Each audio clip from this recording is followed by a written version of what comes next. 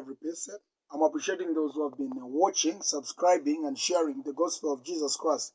When I was just a baby Christian, or I can say a boy Christian, I could not understand the Bible. I had a lot of difficulties in understanding the Bible. Some people taught me different ways on how we can understand the Bible. They taught me that the Bible was written in Greek and in Hebrew, which is true. It was written in those languages. And they told me that for you to understand the Bible, you need to know those languages. Then I began to conquer with them. As time goes by, I read in Act 8, verse 26. It's a story of the Ethiopian eunuch and Philip. Philip explained, I don't know the language that Philip used at that time. So he explained to him so that he may understand. I thought perhaps that person didn't know Hebrew. So Philip was explaining in Hebrew or Greek. So these two languages has complicated a lot of people. If you're not born a Hebrew, speak your language. Now, how can you understand the Bible? The Bible, you can understand it if you have got the Spirit. 1 Timothy 3 verse 16. Should be second. The Bible said that all scriptures are inspired by God. All scriptures have got the inspiration of God. So for you to understand the Bible, you need to have the Spirit of God. If you do not have the Spirit of God, you cannot understand the Bible.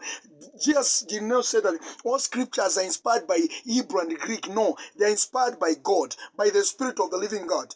So the Spirit is there to remind us. The Spirit is there to explain to us. So all scriptures are inspired by God. Have the inspiration of God. The inspiration is the Spirit of God. If you have got the Spirit of God, you are going to understand. We have got problem. A lot of people, Christian, they are raising debate, which they are failing to fulfill, which they are failing to terminate. So the Bible cannot be understood by if you know Greek or Hebrew. What about those who do not know even English? Don't they understand the Bible? They do. John 4 verse 23, Jesus said that true worshippers shall worship him, not in Hebrew, not in Greek, but in truth and in spirit. The truth is not a Greek. The truth is not a Hebrew. The truth is not English. The truth is Jesus himself. So if you know Jesus, the Holy Spirit will be explaining. So if it is to know Greek and Hebrew, what of the work of the Holy Spirit?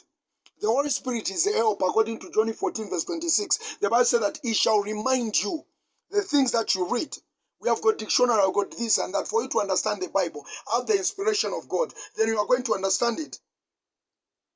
And Paul, who was also called as Saul, before he became an apostle, Paul, he was not even a Jew.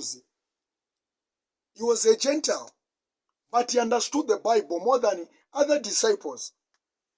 So it doesn't take somebody to know Hebrew or Greek. It takes somebody to know the Spirit of God.